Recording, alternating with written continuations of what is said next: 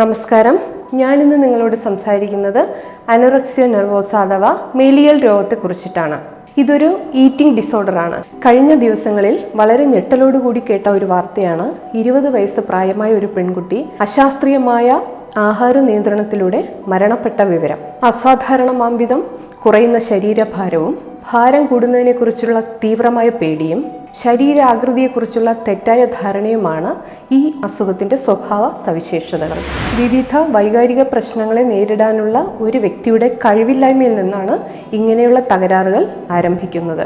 ശരീരഭാരം കുറയുന്നതും വളരെ മെലിഞ്ഞതാകുന്നതും ഇത്തരം പ്രശ്നങ്ങളെ നേരിടാൻ കഴിയുമെന്ന് അവർ തെറ്റായി വിശ്വസിക്കുന്നു. ഈ അവസ്ഥ കൈവരിക്കുന്നതിനു വേണ്ടി അവർ കഴിക്കുന്ന ആഹാരത്തിൽ അമിതമായ നിയന്ത്രണങ്ങൾ കൊണ്ടുവരുന്നു.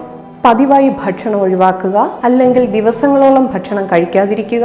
ഭക്ഷണം കഴിക്കുമ്പോഴാകട്ടെ വളരെ കുറച്ച് മാത്രം കഴിക്കുക. കുറച്ച് കഴിയുമ്പോൾ ഭക്ഷണ നിയന്ത്രണവും മെലിയൽ മോഹവും മനസ്സിൽ നിന്ന് വിട്ടുപോകാതിരിക്കുകയും അത് മനസ്സിനെ വല്ലാതെ പിടിമുറുക്കുകയും ചെയ്യുന്നു. അനോറെക്സിയ നെർവോസ പലരും തെറ്റിദ്ധരിക്കുന്നത് പോലെ ഇത് ഒരു വ്യക്തി തിരഞ്ഞെടുക്കുന്ന ജീവിതശൈലിയല്ല, മറിച്ച് ഇത് ഒരു മാനസിക തകരാറാണ്.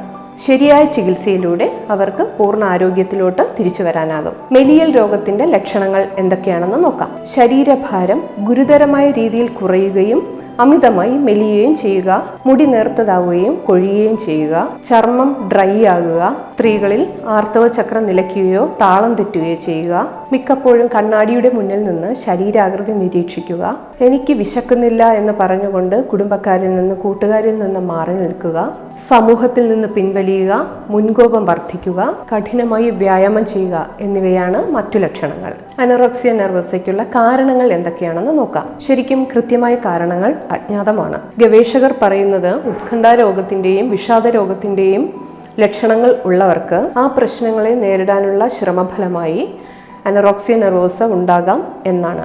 തലച്ചോറിലെ സെറോട്ടോണിൻ ഇതിനൊരു മുഖ്യ പങ്ക് വഹിക്കുന്നുണ്ട്. ശരീരഭാരത്തെയോ വണ്ണത്തെയോ കുറിച്ച് ആരെങ്കിലും കളിയാക്കിയാൽ പൊതുവെ കുട്ടികളിൽ മെലിയാനുള്ള ഒരു പ്രവണത കണ്ടുവരുന്നുണ്ട്. കൂട്ടുകാരിൽ നിന്നുള്ള ഈ സമ്മർദ്ദം അനോറെക്സിയ നെർവോസയ്ക്കുള്ള മറ്റൊരു കാരണമാണ്. ഇന്നത്തെ ലോകത്ത് മാധ്യമങ്ങൾ അനോറെക്സിയ ഉണ്ടാകുന്നതിന് പ്രധാനമായ ഒരു പങ്ക് വഹിക്കുന്നുണ്ട്. സൗന്ദര്യം എന്നത് മെലിഞ്ഞ ശരീരത്തോടൊപ്പം കൈകോർത്തു നിൽക്കുന്ന ഒന്നാണെന്ന തെറ്റായ ധാരണ ചെറുപ്പക്കാർക്കിടയിൽ സ്വയം പട്ടിണി കിടക്കുന്നതിന് കാരണമാകുന്നു. ഭാവിയിൽ പുതിയ ശ്രീനന്ദന്മാർ ഉണ്ടാകാതിരിക്കട്ടെ, അതിനായി നമുക്ക് കൈകോർക്കാം. സുഹൃത്തുക്കളുടെ അറിവിലേക്കായി ഈ വീഡിയോ ഷെയർ ചെയ്യൂ. Thank you.